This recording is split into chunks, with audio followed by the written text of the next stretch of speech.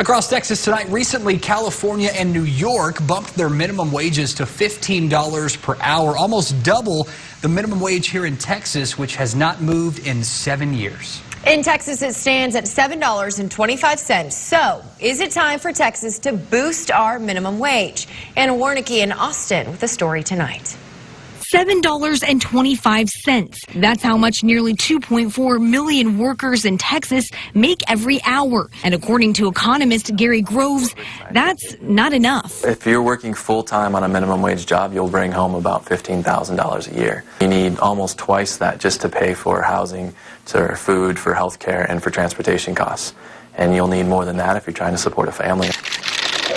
Last week, both California and New York signed bills that will eventually create a minimum wage of $15 per hour in those states. So this is about economic justice. It's about people. Groves led the charge during the last legislative session to bump the minimum wage in Texas to $10.10. Not quite the $15 adopted in California, but the amount Groves says the average Texan would need to get by. There's a big difference between living in San Francisco or living in Amarillo. When we're looking at raising the minimum wage or changing the minimum wage, we need to understand that there are opportunity costs with those decisions. But Dr. Vance Ginn with the Center for Fiscal Policy says raising the minimum wage in Texas would hurt the state's economy. Really what we're doing by raising the minimum wage and reducing the number of jobs available, we're reducing their opportunity to move up the income spectrum and to be more prosperous over time.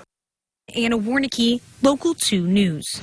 The proposal to raise the state's minimum wage died on the House floor. Groves says he plans to fight for new legislation this upcoming session to raise the minimum wage in Texas higher than $10.10. And the discussion has also hit the presidential campaign trails.